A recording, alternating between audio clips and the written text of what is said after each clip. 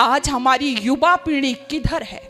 खासकर मैं अपनी बेटियों के लिए कह रही हूँ, वो किधर है? एक जरा सी चॉकलेट के लालच में धर्म परिवर्तन करती हैं बेटियां। एक जरा सी उनकी ऐश पूरा करने का उनको कोई लालच दे देता है, वो अपनी धर्म और संस्कृति से कट जाती हैं, भूल जाती है। ऐसा क्यों हो रहा है? ऐसा इसलिए हो रहा है, सुबह शाम बैठ करके आत्मनिरीक्षण कीजिएगा, ये गलती उन बच्चों की है या ये गलती हमारी है? कभी हम चाहते हैं ना कि हमारी बच्ची ऐसा करे? बोलो, कभी चाहते हैं हम ये सब हमारी बच्ची या बच्चे पढ़ें? नहीं चाहते। आप स्वयं, मैं आपसे सवाल कर रही हूं, आप पूछिएगा, एक छोटा सा बच्चा, कौन सा छोटा सा बच्चा? जो मुस्लिम परिवार में पैदा हुआ है, वो छोटा सा बच्चा बड़े चाव से, बड़े शौक से कुरान पढ़ता है, टोपी लगाता है। क्यों करता है जी? क्योंकि उसको सिखाया जाता है। एक ईसाई का बच्चा वो बड़े ताव से ताबीज पहनता है, लॉकेट पहनता है। लेकिन आपके बच्चे, कभी आपने बताया कि आपको यज्ञोपवीत पहनना है? कभी आपने बताया कि तुमको चोटी रखनी है? वो यज्ञोपवीत, वो चोटी जिसकी खातिर छोटे छोटे बच्चों ने बलिदान कर दिया और कहा कि काट दो, गर्दन काट दो। हकीकत राय से कुछ और कहा था क्या? यही तो कहा था, चोटी कटवा ले, जनेऊ उतार दे। क्या कहता है? काट दो, मेरे शरीर की बोटी बोटी को काट डालो, लेकिन चोटी और जनेऊ नहीं दे सकता। इसलिए तो ताड़ना दी उसको, इसलिए तो प्रताड़ित किया उसको, इसलिए तो बलिदान हुआ उसका। लेकिन आपने कभी पढ़ाया अपने बच्चों को? बताइए, कभी बताया अपने बच्चों को? कभी आपने कहा कि आपका बच्चा गीता पढ़े? कभी कहा आपका बच्चा वेद पढ़े? कभी कहा आपका बच्चा हवन करे? कभी सिखाया आपने? यदि ऐसा हमने नहीं किया तो आप खुद बताओ, दोष आपका है या आपके बच्चों का है? मैं भाषण नहीं बल्कि हृदय की वेदना आपके समक्ष प्रस्तुत कर रही हूं।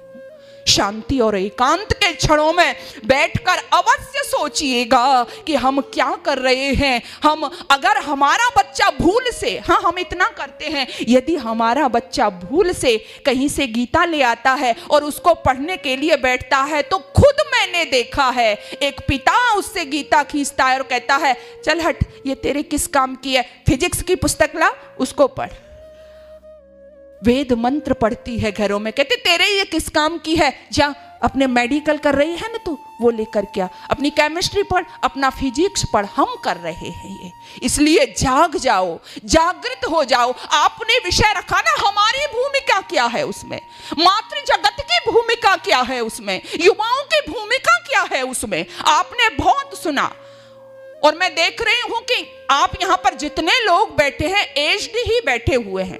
आपने बहुत कहानी सुनी होंगी, आपने बहुत किस्से सुने हैं, देशभक्तों के सुने, वीरों के सुने, वीरांगनाओं के सुने, लेकिन सुनाने किसको है हमें? अपने बच्चों को सुनाने हैं। किसको सुनाने हैं हमें? अपनी बेटियों को सुनाना है। यदि आप जागृत होने की बात कर रही हो ना, आप सही अर्थों में जागृत हो, तो अपने बच्चों को इनको पढ़ाओ। क्यों पढ़ाओ? क्योंकि यदि आपने ऐसा नहीं किया ना, जब आपके बच्चे कामयाब होंगे, जब आपके बच्चे सफल होंगे, तो क्या होगा? ये दौलत और शोहरत के नशे में झूल जाएंगे। क्योंकि दौलत और शोहरत हर एक को नहीं पचती है। ये दौलत और शोहरत के नशे में झूल जाएंगे। और क्या हुआ? अगर इनको संस्कारित नहीं किया तो क्या होगा? ये भूल जाएंगे, ये दौलत और शोहरत के नशे में झूल जाएंगे। जरा सी कामयाबी मिल गई, ये टूल जाएंगे। अगर हमने अपने बच्चों को वीरों के किस्से कहानी ना सुनाए तो हनी सिंह याद रख लेंगे, भगत सिंह भूल जाएंगे। हनी सिंह याद रख लेंगे, भगत सिंह भूल जाएंगे। और फिर आप रोना मत रोना, वो भगत सिंह का वजन बढ़ गया ना फांसी के तख्ते पर जाते समय, इसलिए मैंने पहले विद्यावती का नाम लिया। भगत सिंह को भगत सिंह बनाया किसने? मां विद्यावती ने बनाया। इसलिए देवियों, आप अपनी भूमिका को समझिए कि आपकी भूमिका क्या है।